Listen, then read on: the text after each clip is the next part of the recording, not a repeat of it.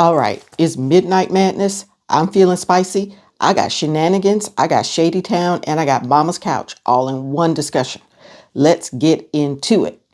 Okay, back in May, on May 21st, I shared with you that Zakai Zeigler, a basketball player from Tennessee, who was a two-time SEC Defensive Basketball Player of the Year, third-team All-American, had played 4 years from his time as a freshman, was suing the NCAA because he wanted a fifth year. Y'all remember that? He claimed that the red shirt system controls who gets access to a fifth year. So he just wanted to hang around for another year to collect a few more $1,000,000. And I'm like, come on now. Okay, so on June 12th, Judge Catherine Kritzer, I hope, Judge, that is the correct way to pronounce your last name, denied the request for an injunction that would have trashed the 4-year eligibility rule. Yay. At some point, bruh, you got to go get a job.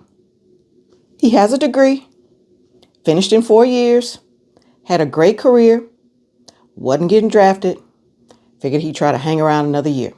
The court's like, nah, we ain't doing that. Good work. Now, this is problematic. The fact he even brought this is problematic for many reasons. The first thing we need to say is that Zakai Zeigler is going home to Mama's Couch. In this case, he did all right. He got 4 years. He played all 4 years. He ain't going to Mama's Couch in a bad spot. He has a degree. He just need to go get a job. Zakai Zeigler, you'll be all right. Praying for you. Go play over in Europe or something if you're not ready to stop playing basketball. You'll be okay. He on Mama's Couch. But who's in Shady Town? We putting the University of Tennessee in Shady Town. They buying property out there. They buying property way in the back out there. They're going to put up a whole nother university in Shady Town. Now, why am I saying that? A couple reasons. So, what's the main reason that the fact that they filed this suit is problematic? One of the main reasons is that Tennessee, the University of Tennessee itself, was in favor of this suit being successful and that the injunction would be in place so Zeigler could play a fifth year. Okay. Their deputy AD filed an affidavit confirming that Zeigler would have a guaranteed spot if he could come back from for a fifth year. So they're building some property back there in Shady Town. Why else are they building property in Shady Town?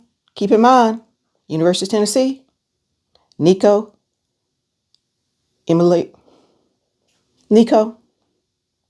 they were paying him in high school. He gets here, he's getting paid $1,000,000 a year. They decide that they're mad at him when he wants more money. Okay, so now he's back in UCLA. Okay, Tennessee shady. Now, they also got the recruiting violations and got slapped on the wrist for stuff they were doing with Nico and other athletes while they were still in high school, recruiting violations.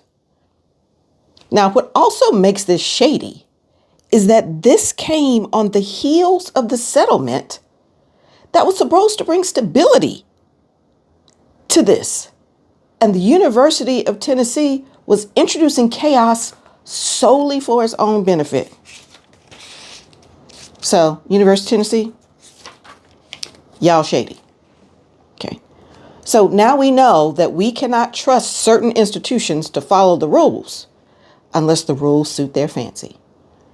But we always knew it was going to be a race to the bottom because if there's a way to game the system, somebody will figure out how to do it. Y'all shady. Okay.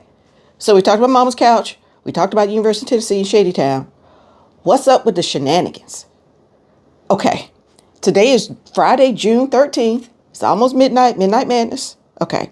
On June 11th, 8 female athletes filed an appeal against the settlement, the House settlement, that had just gotten approved, saying that under Title IX, the $2.8 billion back payments to prior year's athletes were going to be improperly distributed, and that they should be more equitably distributed to women athletes.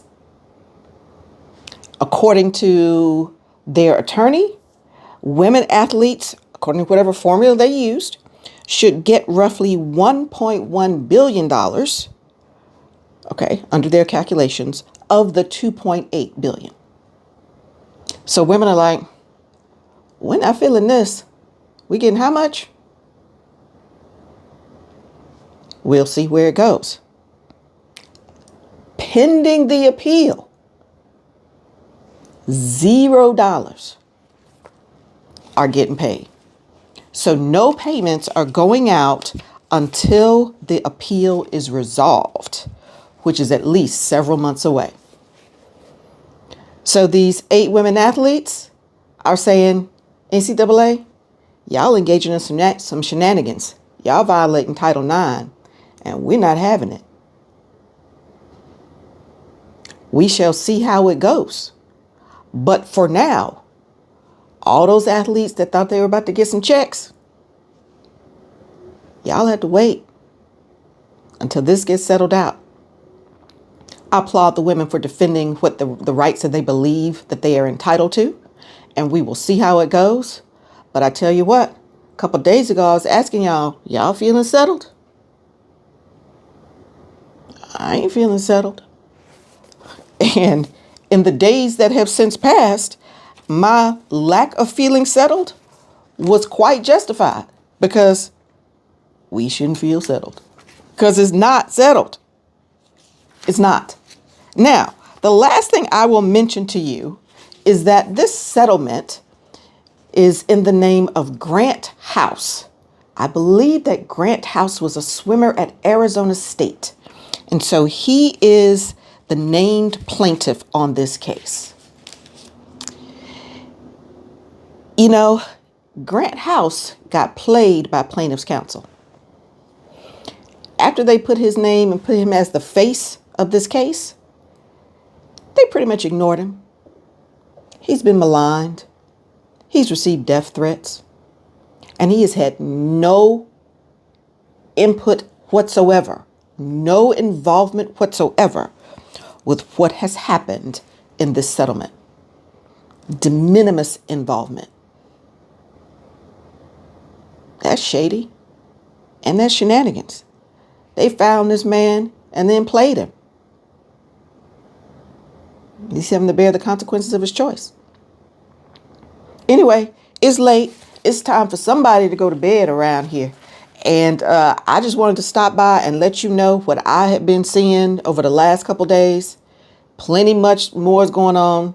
The settlement got me feeling spicy because there ain't nothing settled. Until next time, let me know what you think.